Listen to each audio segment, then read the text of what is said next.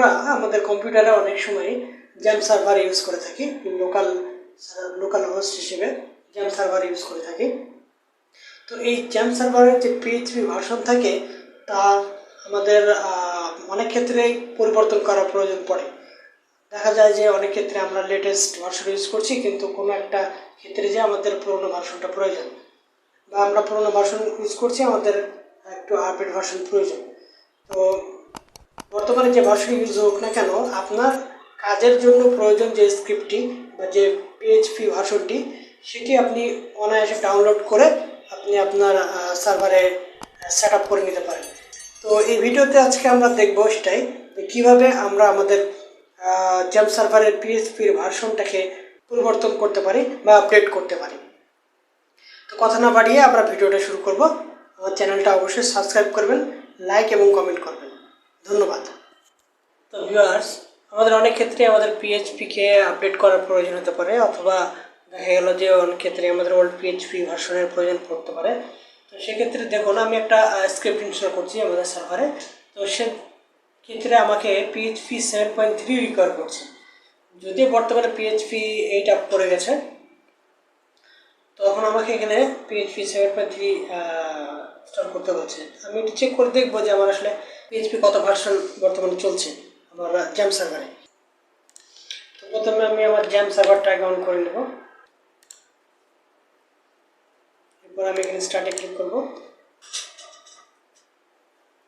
Start হয়ে গেছে। এখন আমি এখানে লিখব লোকাল হোস্ট পিএইচপি মাই অ্যাডমিন।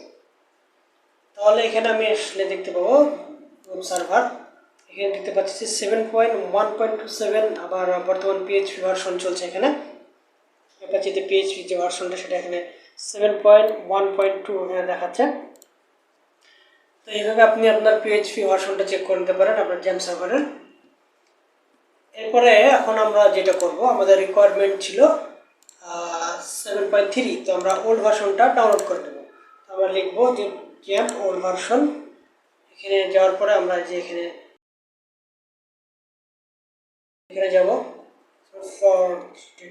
.net, এই জায়গায় যাওয়ার পরে আমরা এখান থেকে পিএইচপির সেই কাঙ্ক্ষিত ভার্সনটি ডাউনলোড করে নেব, যেটা 7.3।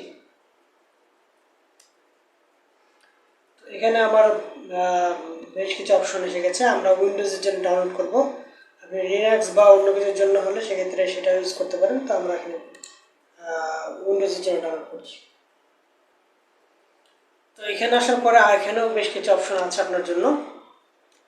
এখানে আমাদের দরকার 7.3। তো আমরা এখানে অনেকগুলো অপশন আছে, তাই আমরা 7.3টা একটা সার্চ করে নেব। তো এটার জন্য আমরা একটা পদ্ধতি অ্যাপ্লাই করবো। কিবোর্ড দিয়ে Ctrl+F চাপ দেবেন। এরপর এখানে লিখবেন 7.3, বা এখানে আপনার ভার্সনটি লিখে দেবেন। এখানে রেজাল্ট আছে আমাদের 30টা। তো আমরা দেখি 7.3 কোনটা। এই 7.3.0, এটা আমাদের কাঙ্ক্ষিত ভার্সন। তো আমরা এখন এটা চলে যাব। তো এখানে আসার পরে আপনি এখানেও বেশ কিছু অপশন পেয়ে যাবেন। তো আমাদের দরকার হচ্ছে জিপ ফাইলটা। এখান থেকে এই যে জিপ ফাইল দেখছেন, এটা আপনি ডাউনলোড করে নেবেন। তো আমরা ডাউনলোড করে রেখেছি, তাই নতুন করে এটাকে ডাউনলোড করছি না। আপনি এখান থেকে এটা ডাউনলোড করে নেবেন। তো আমরা এখন সরাসরি আমাদের ডাউনলোড ফোল্ডারের মধ্যে চলে যাব। আমরা এখানে জ্যাম যেটা ডাউনলোড করছি এটা এক্সট্রাক্ট করে নেব। এক্সট্রাক্ট করে নেওয়ার পর আপনার কাছে এরকম একটা অপশন চলে আসবে, আপনি ভিতরে যাবেন। এখানে আপনার মেন কাজ। তো এখন আমরা যেটা করবো, আমরা জ্যামটাকে এবার স্টপ করে দেবো। জ্যাম আমাদের স্টপ হয়ে গেছে। এখন আমাদের আর জ্যাম কোনো কাজ নেই। আমরা এখন যেটা করবো সেটা হচ্ছে যে আমরা চলে যাবো আমাদের কম্পিউটারের সি ড্রাইভে, যেখানে আমাদের জ্যামটা আগে থেকে ইনস্টল করা আছে। তো আমরা সি ড্রাইভে চলে যাবো। এরপরে দেখুন জ্যাম, এখানে আছে আমাদের অ্যাপাচি। এখানে আপনি যেটা করবেন, অ্যাপাচি এখানে রিনেম করে দেবেন। এখানে লিখবেন ওল্ড। এরপরে আরও একটা দরকার, সেটা হচ্ছে পিএইচপি। এই পিএইচপিটাকেও আপনি রিনেম করে রেখে দেবেন ওএলডি। ওকে, হয়ে গেল। এখন আমরা যেটা করব, এখান থেকে অ্যাপাচি এবং পিএইচপি এই দুটো ফাইল নতুন যেটা আমরা ডাউনলোড করলাম সেটা আমরা এখান থেকে কপি করে আমরা এখানে পেস্ট করে দেব।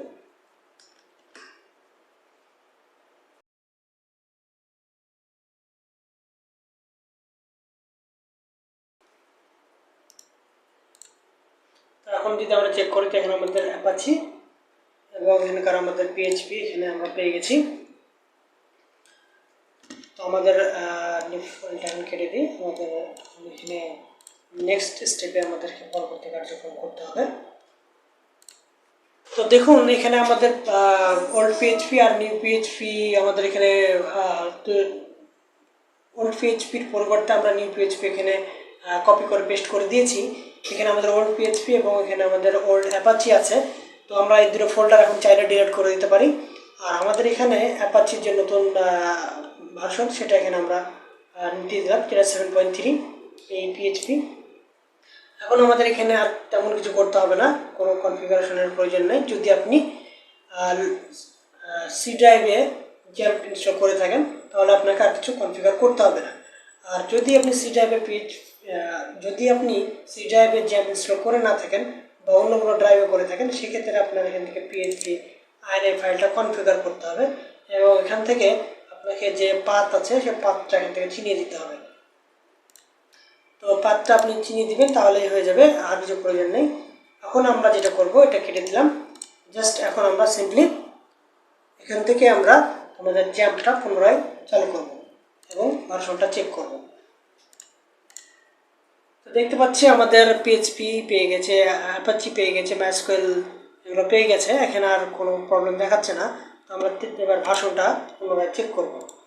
তো আমরা এখানে যে জাস্ট লিখব লোকাল হোস্ট পিএইচপি মাইডি। তো এখানে আসার পর দেখুন এখানে আমার ভার্সনটা এখন কি দেখাচ্ছে, 7.3।